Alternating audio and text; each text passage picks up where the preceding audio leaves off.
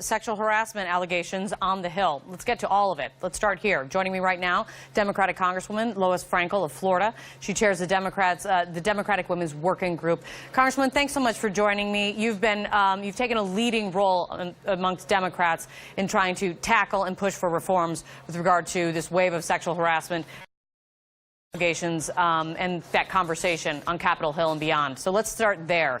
I don't know if you had a chance to hear House Speaker Paul Ryan, but he was asked to react and give his take on the fact that Republican Congressman Blake Farenthold has announced amid a slew of allegations against him that he will not be seeking re-election. And House Speaker Paul Ryan's response was he's making the right decision to retire. Your take?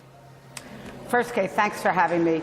I've been focused on a process that will be fair, that will allow victims of sexual harassment and abuse to come forward, to have a fair process where they can be heard, where members will be accountable. As to Mr. Farenthold, from what I have read, all I can say is I think it's gross, it's embarrassing, it's beneath the dignity of a member, if what he said he did say, and I'll just add, someone should wash his mouth out with detergent. That might be part of the punishment. And Congressman, the question to Paul Ryan today was, Farenthold says he's not going to seek re-election. Should he resign? Should he leave before then? And the House Speaker did not answer that question. Does that distinction make a difference to you?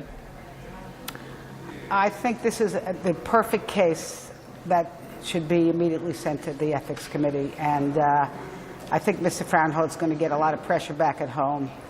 There's really no way I can force him or any member to resign, but we have to have a fair process here so that victims can come forward and members can be accountable if the allegations are true. Yeah, his case has been taken back up in front of the Ethics Committee. He's just announced this morning, though, he will not be seeking re-election, and that is the reaction from House Speaker Paul Ryan. But you are also calling, Congresswoman, on Congress to investigate the allegations into President Trump, the sexual misconduct allegations into President Trump. Republican Senator Ron Johnson, he dismissed that idea this morning in an interview with CNN, also saying this. Listen, please. So, no, you do not endorse any investigation of the allegations against President Trump, even though more women have come forward?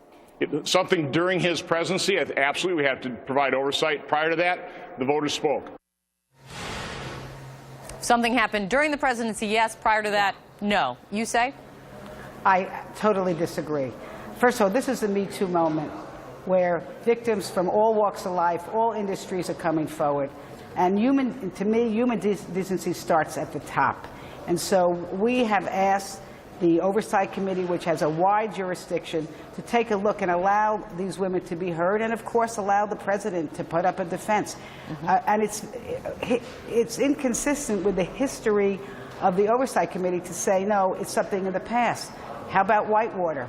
That was an investigation against President Clinton when he was president. So, I think it's a politically expedient dismissal, but we're going to move forward. 70% of the public, according to a new poll, wants this investigation to occur.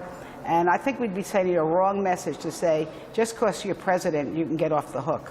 Well, despite what any poll says, there's also a Republican majority in the House and Senate, and there is no indication, as you well know, that Republicans will be moving forward towards that anytime soon. I do want to ask you, though, about something that has happened within the Democratic Party. CNN learned that in a closed-door meeting, Congresswoman, the meeting was about sexual harassment reforms and what Democrats can do. Democratic Congresswoman Marcy Kaptur, she said to the room the following: too many members are dressed inappropriately, and that it's, quote, an invitation to be harassed. Were you in that meeting?